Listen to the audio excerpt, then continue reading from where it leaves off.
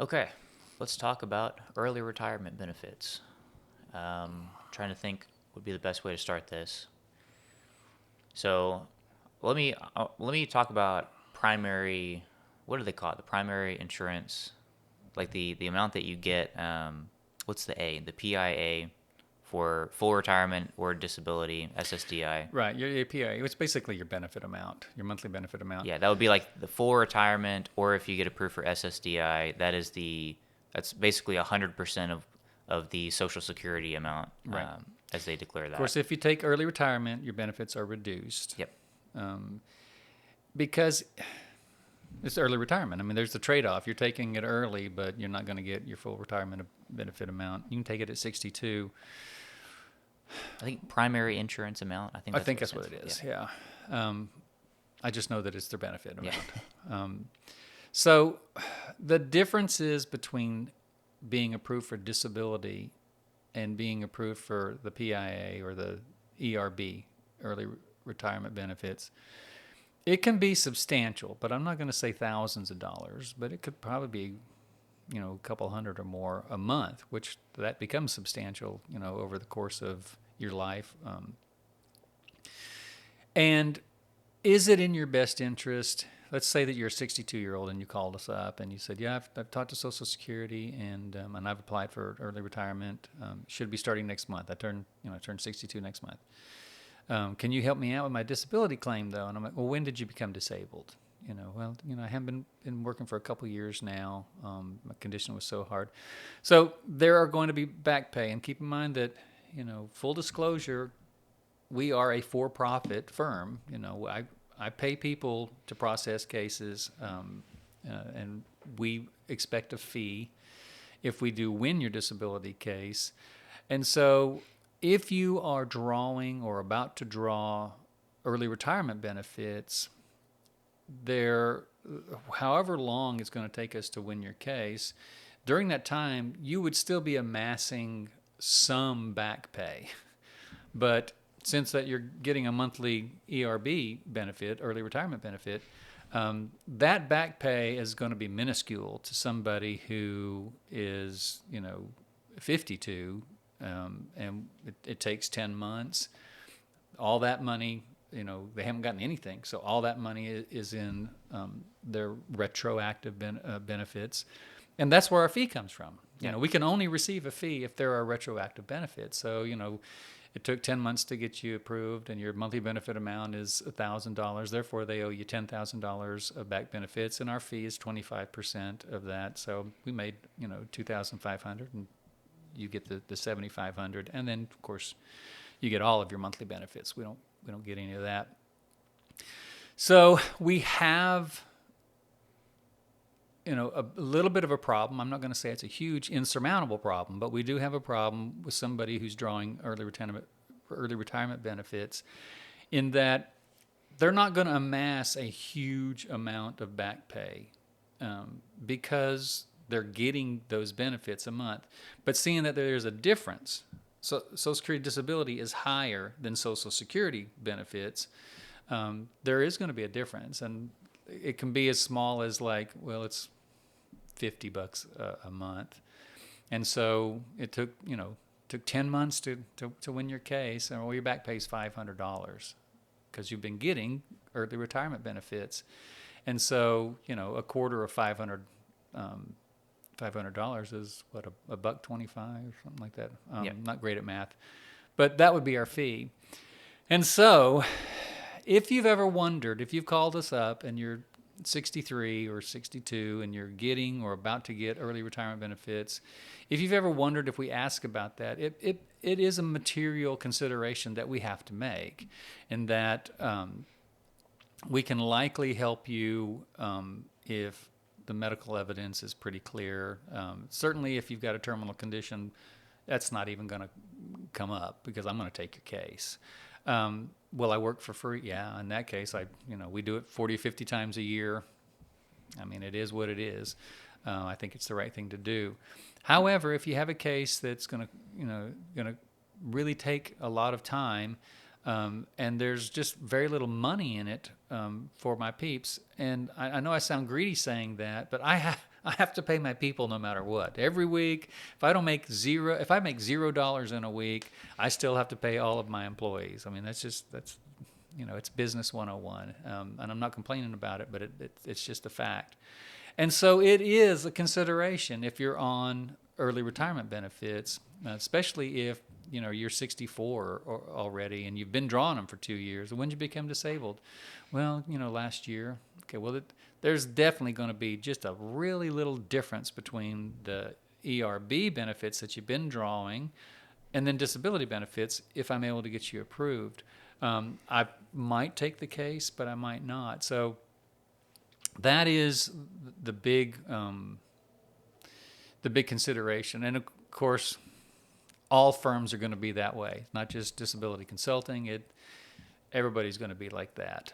It's kind of like federal court cases. The first thing that attorneys do when we've referred a federal case to them is they call the claimant. Do you have any debt? Do you have any IRS outstanding? Do you have child support debt? Do you have a student loan? Because if they have any of those and the attorney wins at federal district court, guess what? All the money that they owe goes into that before anything can be released to the attorney. And they're like, I'm not going to take a case, and spend 20 hours and I can't make a dime at it. So that's the first thing that they'll ask, do you have any outstanding federal debt? And it's the same with us and ERBs. Again, in a lot of cases we take them, but if you've wondered why we ask that, that's what it is. But the big difference, the big thing that I want to point out is that there's a difference in retirement benefits and disability benefits. If you've ever gotten like your statements, they used to send them all the time in the mail. They came on like newspaper paper, and I think they just email them to you now.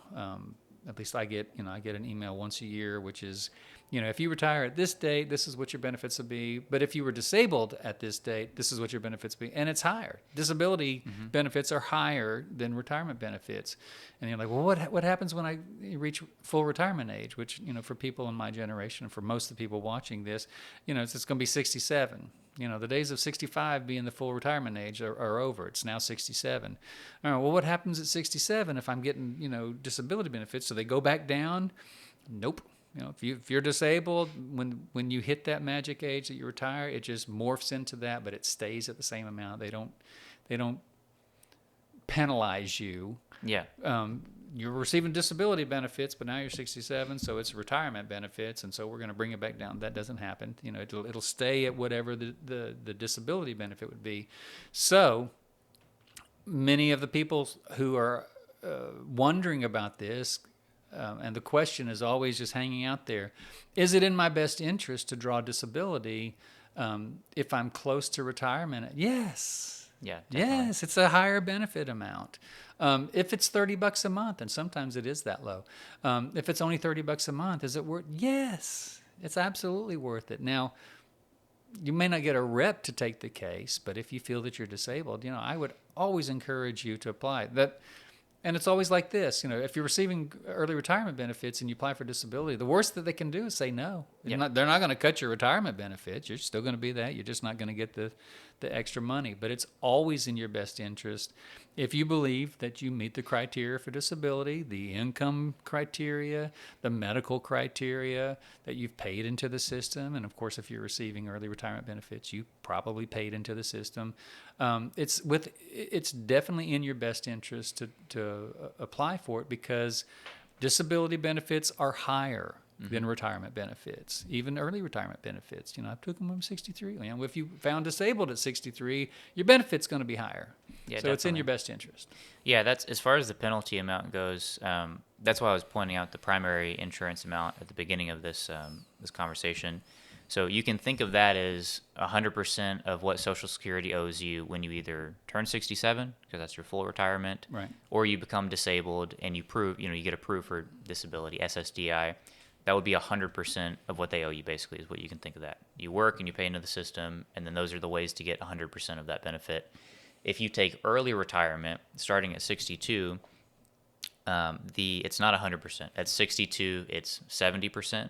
And then every year after that, it starts working its way up. Okay. So if you take early retirement at 62, you only get 70% of the what would be your full retirement, or what would be your SSDI amount.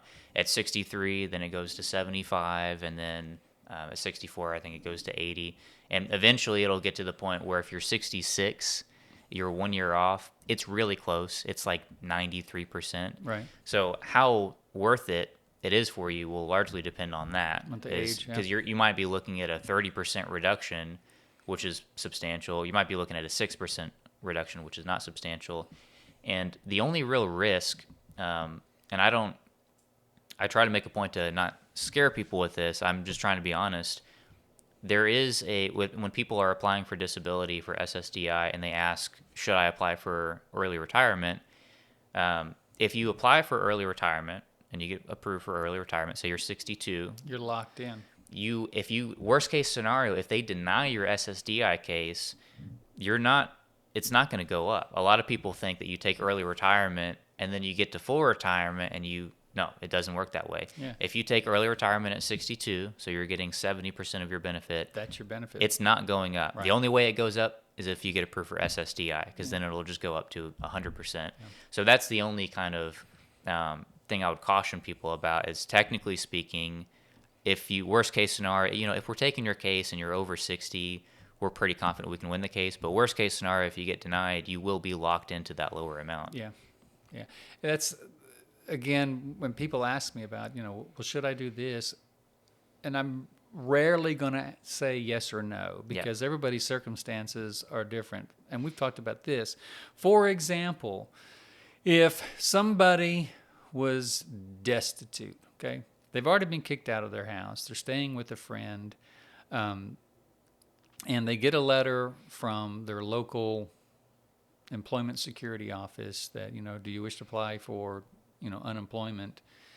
And you're like, well, I didn't know I could apply for unemployment. I've been gone for 6 months. But yeah, and you apply for it, and you're trying to draw disability too. And we've talked about that. You have to tell the state that you're ready and willing to work, and then you tell the Social Security Administration that you're unable to do any kind of work.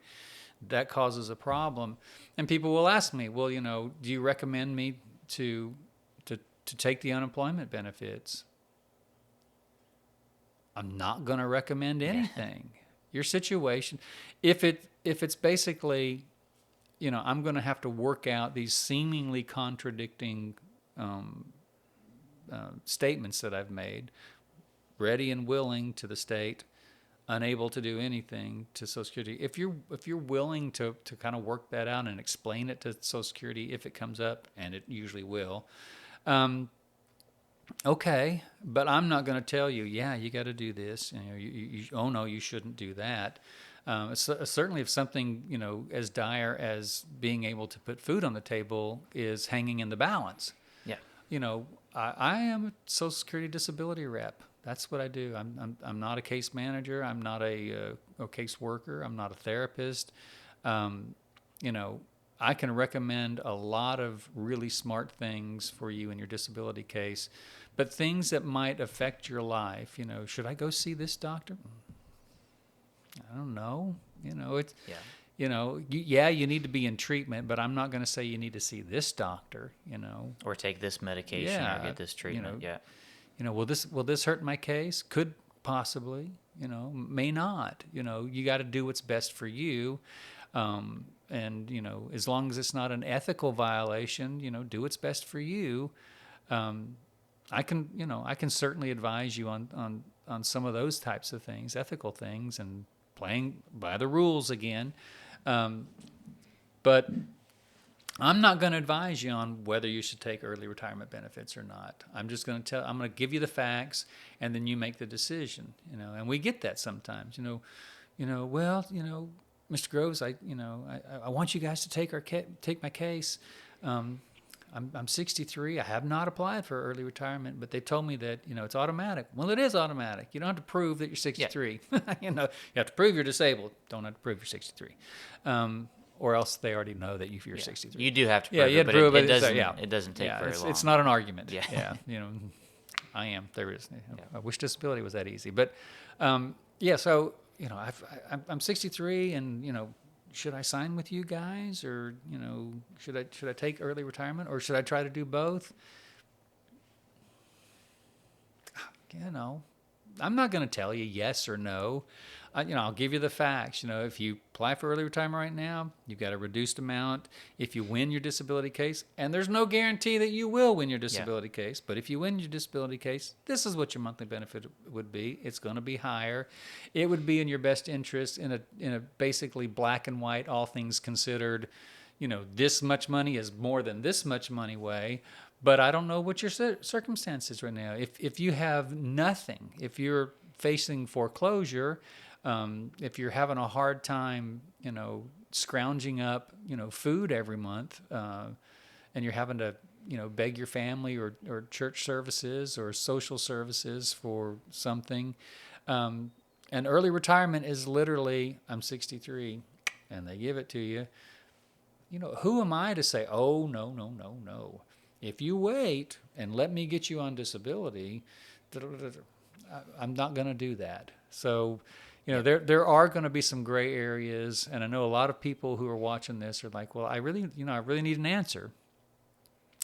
And sometimes maybe is the best answer I can give you, because saying no, you need to wait. I'm not you. I don't know what kind of hardship that's going to cause you now, Yeah. or in the long run.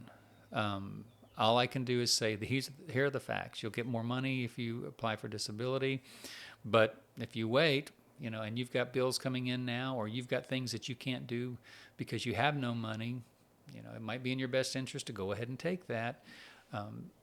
But I rarely will make that advice to you. Here are the facts. Here's what you need to weigh. Do it intelligently.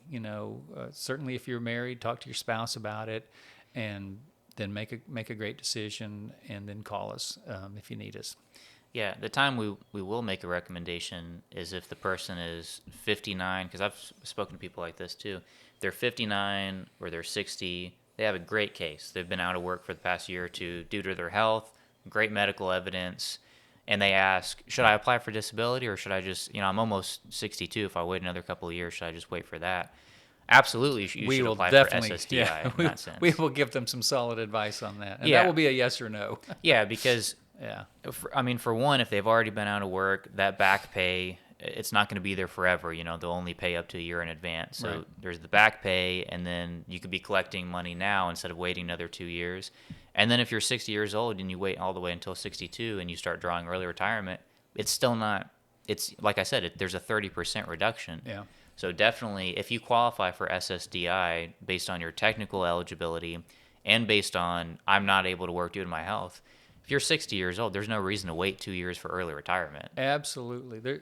And another thing is that if I apply and I'm denied, how does that affect my, if I do want to apply for early retirement at 62?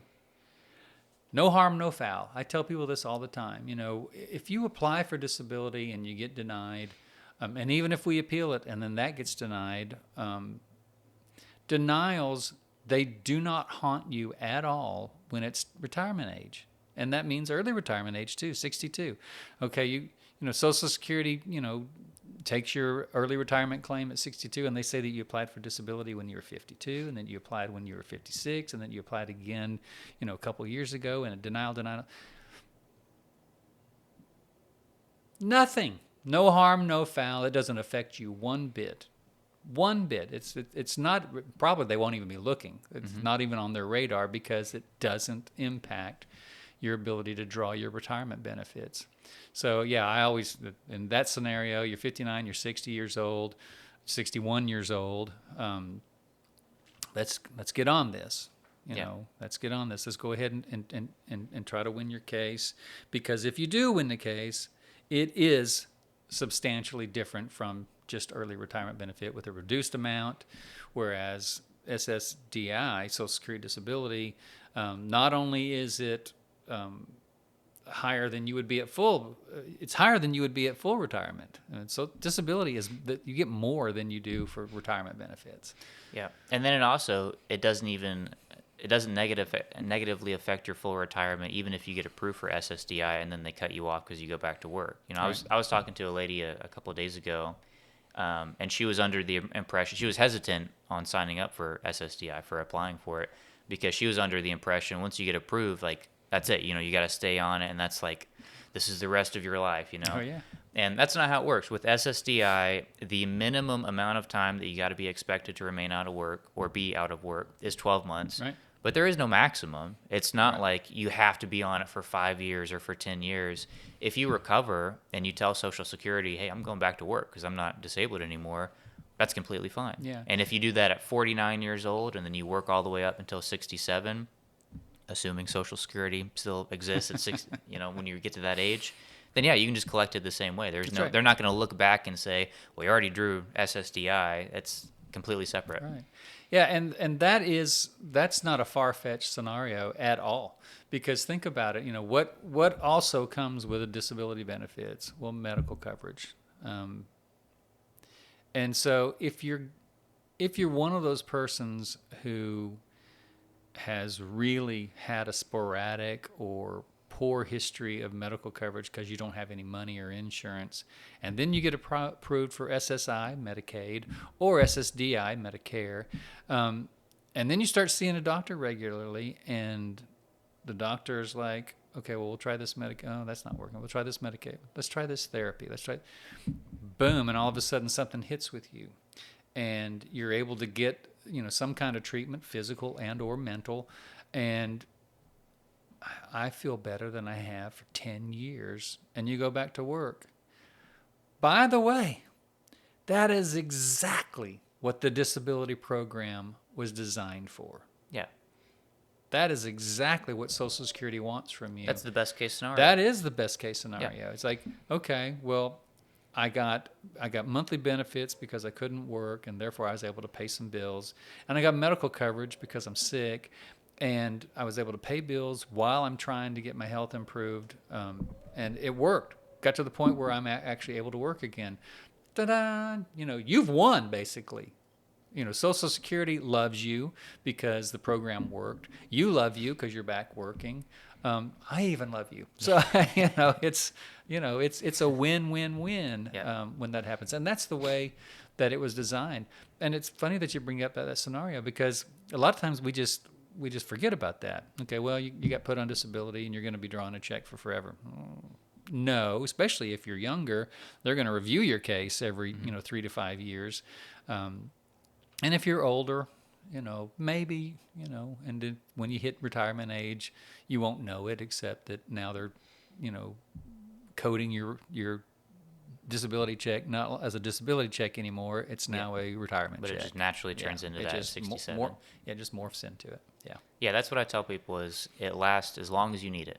And so once you get approved for SSDI, if you only need it for a year, then it only lasts for a year. And if you need it, all the way up until retirement age, then it'll just naturally turn into Social Security retirement at 67. That's true. Cool. All right. Well, I think that wraps it up. Groovy. If you have a question about your disability case, drop it in the comment section below, and we will do our best to answer it in the next episode.